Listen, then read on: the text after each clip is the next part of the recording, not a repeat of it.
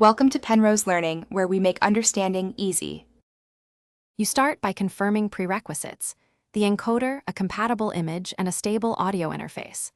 Open the encoder and load your image. Once loaded, choose the Sstv mode that matches your target e.g., Martin M1.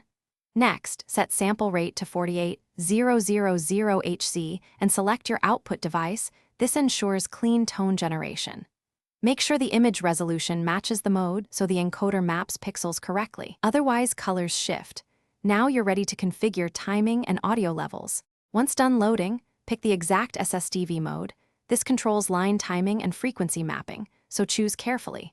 Then configure VIS code and preamble length so receivers sync reliably.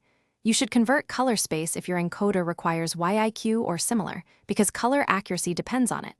Next, set audio gain while watching levels. You want peaks near -3 dB to avoid clipping yet preserve dynamic range.